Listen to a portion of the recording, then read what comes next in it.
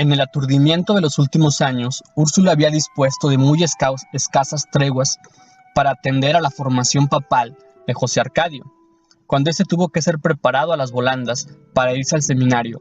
Meme, su hermana, repartida entre la rigidez de Fernanda y las amarguras de Amaranta, llegó casi al mismo tiempo a la edad prevista para mandarla al colegio de las monjas, donde harían de ella una virtuosa del clavicordio.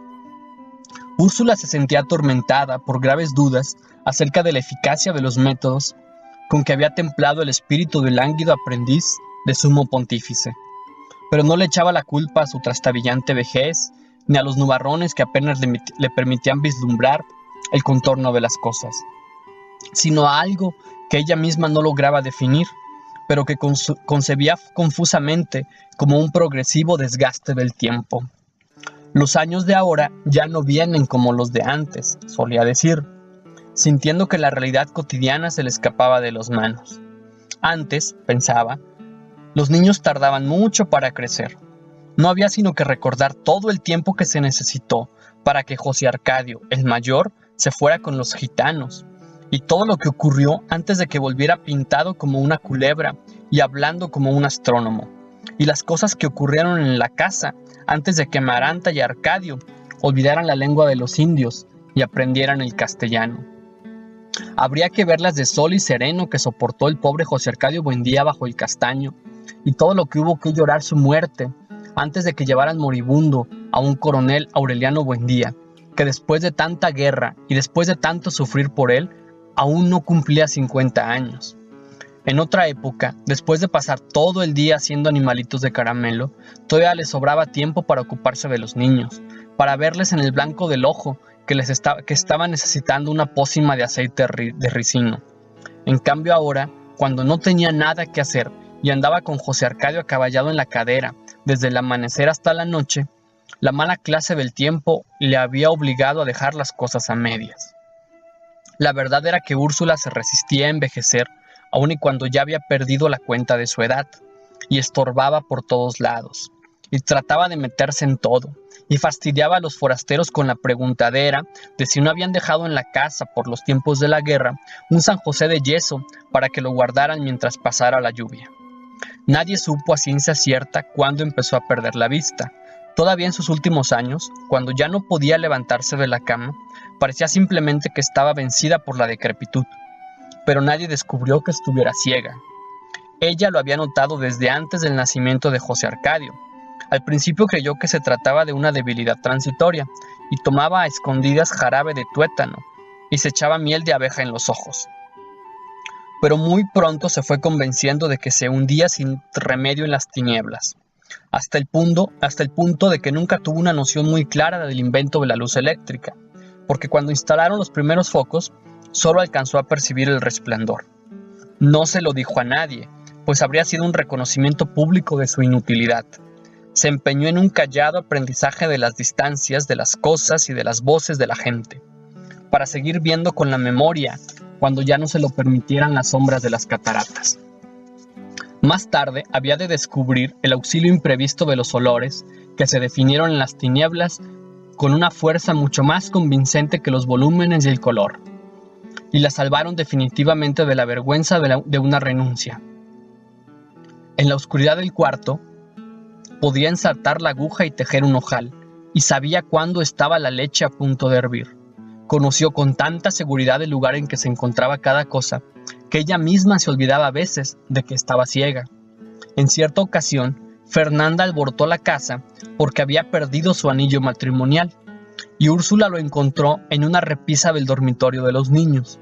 Sencillamente, mientras los otros andaban descuidadamente por todos lados, ella los vigilaba con sus 4 sentidos, para que nunca la tomaran por sorpresa, y al cabo de algún tiempo descubrió que cada miembro de la familia repetía todos los días, sin darse cuenta, los mismos recorridos, los mismos actos, y que casi repetía las mismas palabras a la misma hora.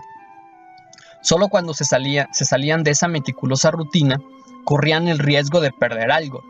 De modo que cuando oyó a Fernanda, consternada porque había perdido el anillo, Úrsula recordó que lo único distinto que había hecho aquel día era asolear las esteras de los niños, porque Meme había descubierto una chinche la noche anterior. Como los niños asistieron a la limpieza, Úrsula pensó que Fernanda había puesto el anillo en el único lugar en que ellos no podrían alcanzarlo, la repisa. Fernanda, en cambio, lo buscó únicamente en los trayectos de su itinerario cotidiano, sin saber que la búsqueda de las cosas perdidas está entorpecida por los hábitos rutinarios, y es por eso que cuesta tanto trabajo encontrarlas.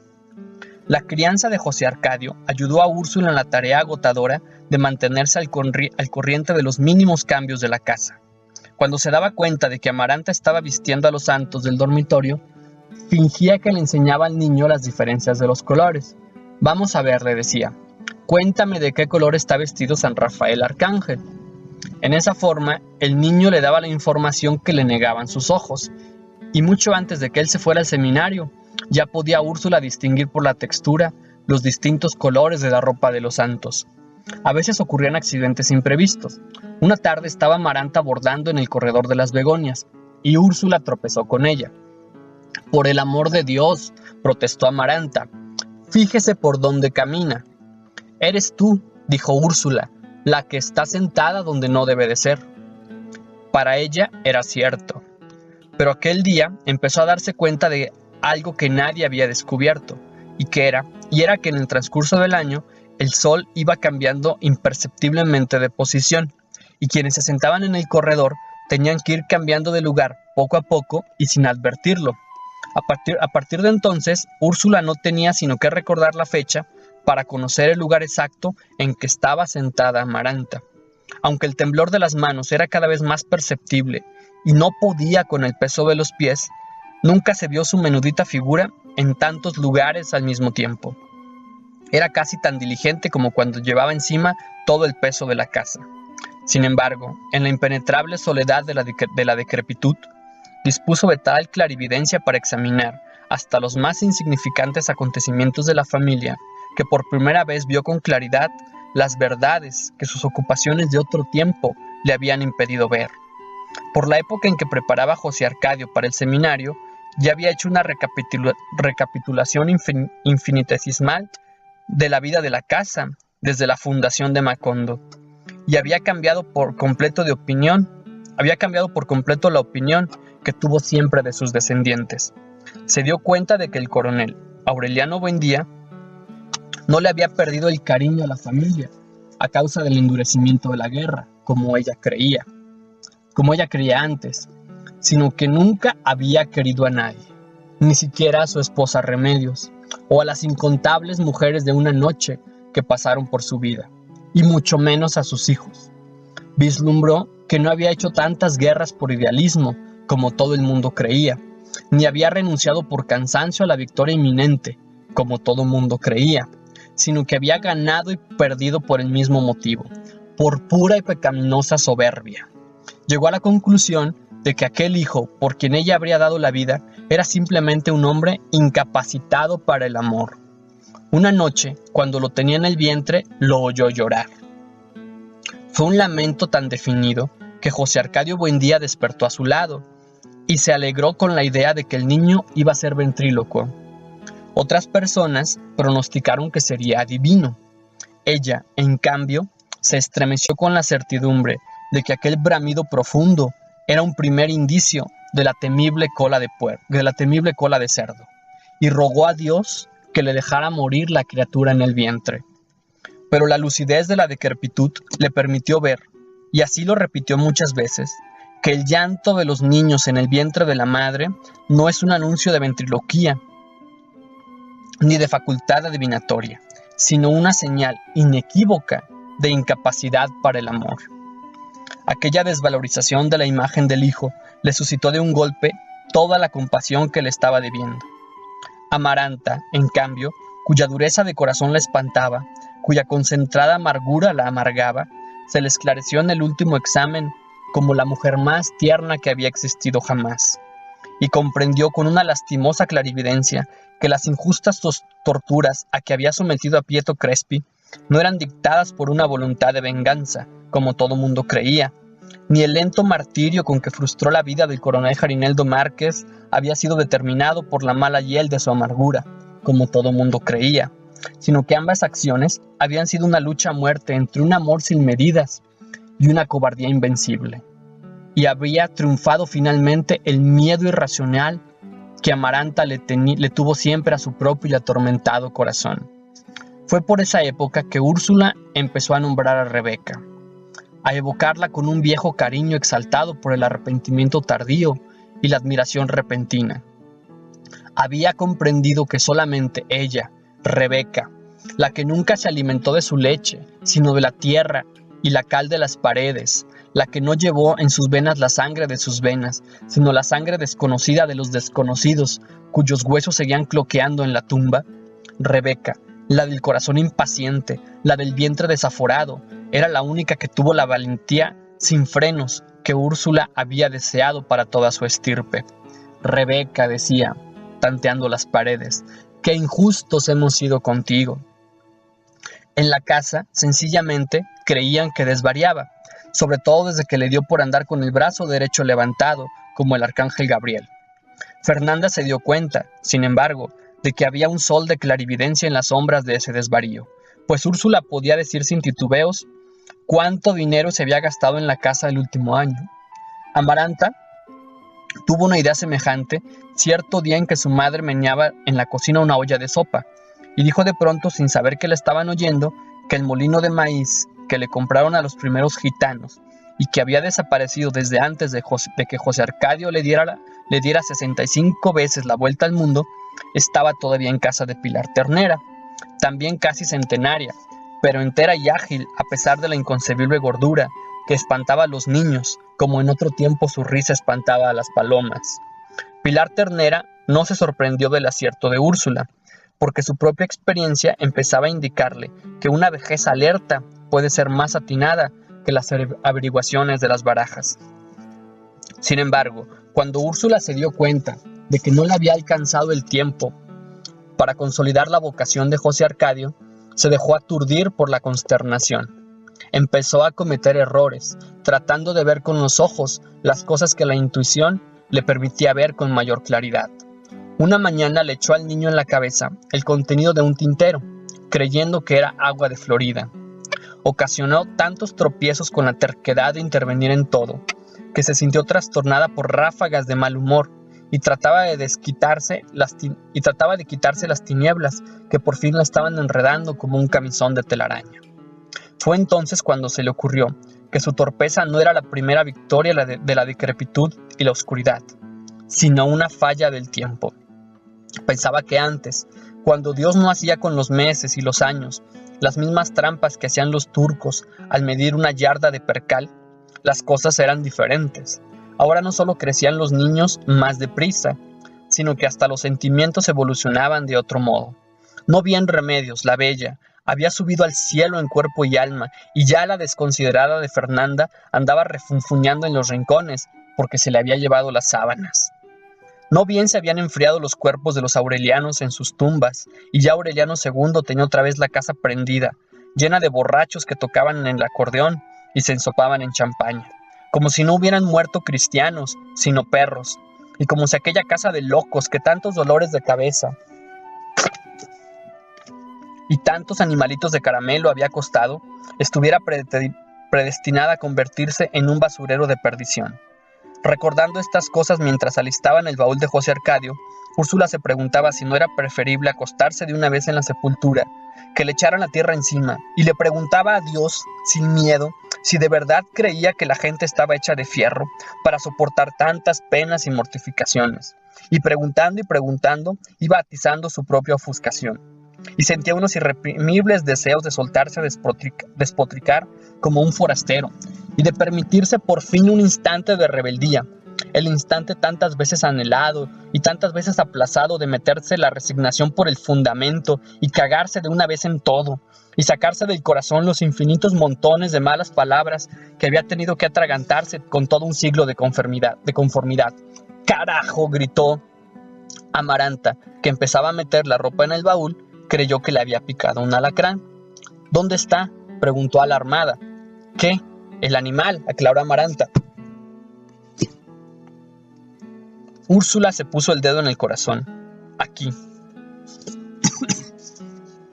Un jueves, a las 2 de la tarde, José Arcadio se fue al seminario.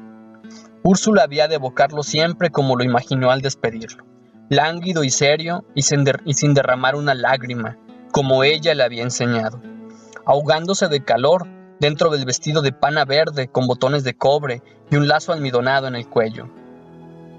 Dejó el comedor impregnado de la penetrante fragancia de agua de Florida que ella le echaba en la cabeza para poder seguir su rastro en la casa.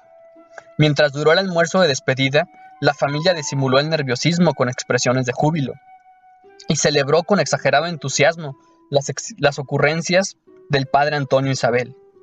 Pero cuando se llevaron el baúl, forrado de terciopelo con esquinas de plata, fue como si hubieran sacado de la casa un ataúd.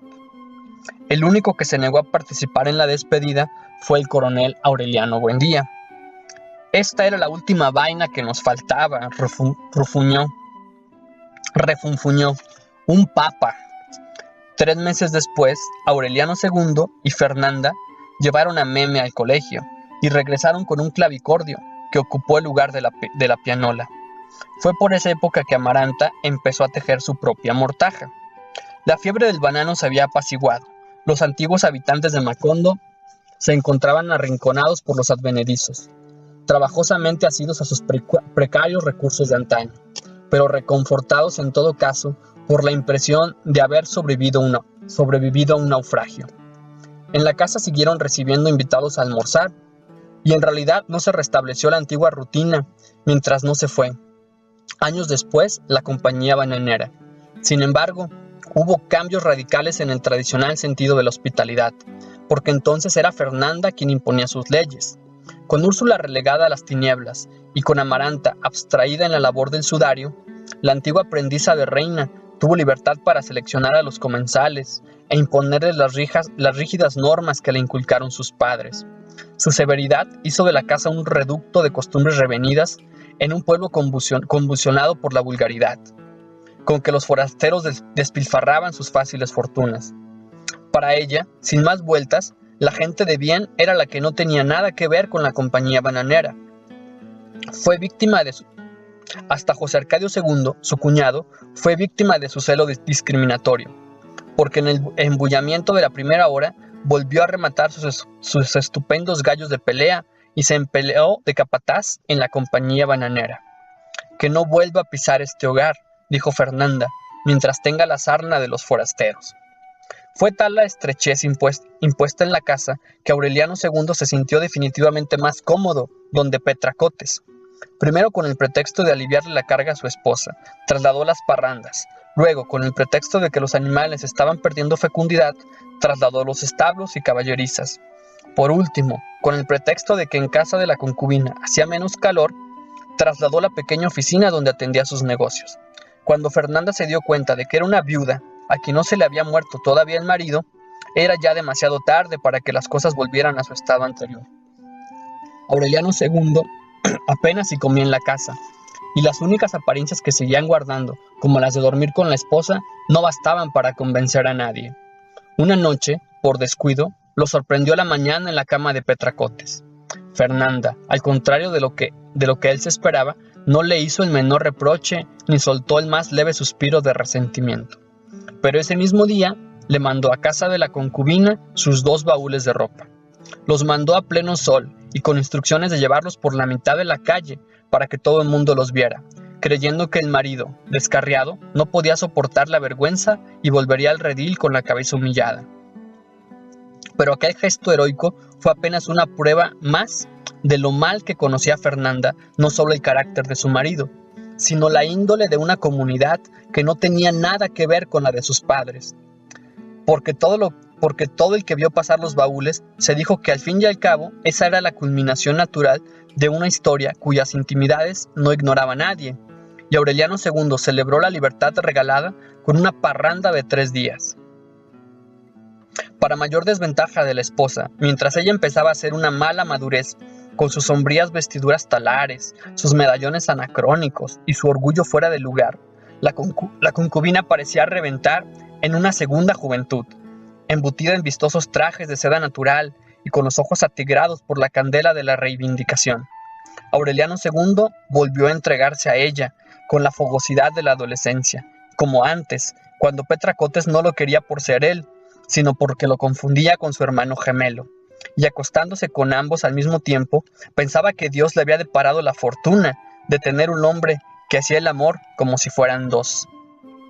Era tan apremiante la pasión restaurada que en más de una ocasión se miraron a los ojos cuando se disponían a comer, y sin decirse nada, taparon los platos y se fueron a morirse de hambre y de amor en el dormitorio.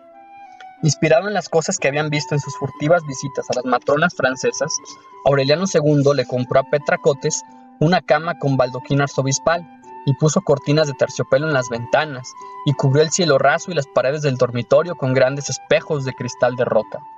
Se le vio entonces más parrandero y botarante que nunca. En el tren, que llegaba todos los días a las 11, recibía cajas y más cajas de champaña y de brandy.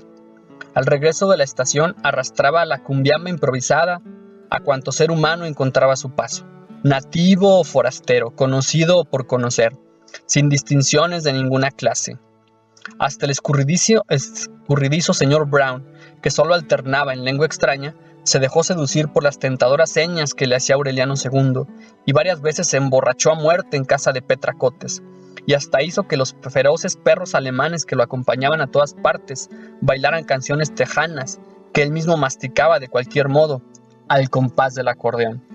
«Apártense, vacas», gritaba Aureliano II en el paroxismo de la fiesta, «apártense, que la vida es corta».